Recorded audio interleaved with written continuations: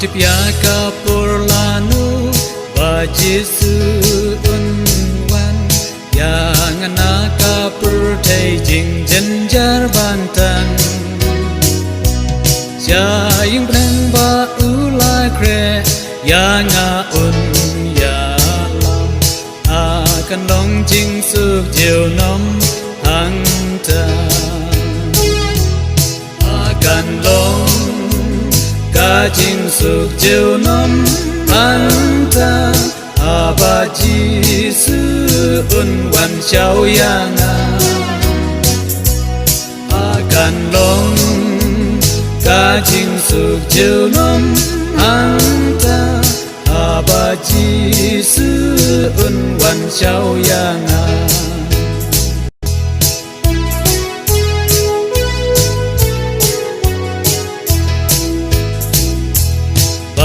le lop pi shu pen slam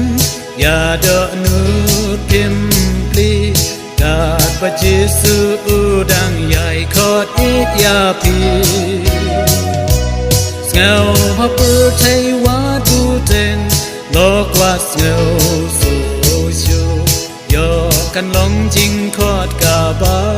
ka du kum ka lo loi man ta wa tân sen su yo kan long jing khot ka ba ka du kum ta lo loi man ta wa tân sen su yo kan long jing khot ka ba ka du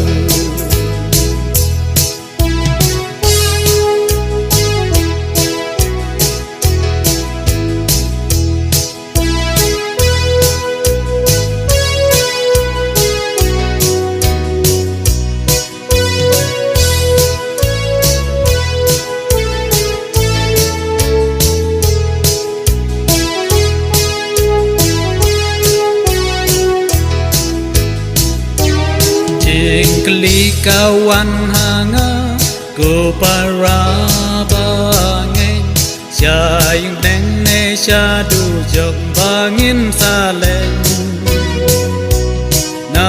mar lai tang ki ne ar tin don la chu ka per thai long tang yin song ba sa ka per thai long tang yin ba sa ya nya en rei ka yin song ne long hap ne ka per thai long tang yin ba sa ya nya en rei ka yin song ne long hap ne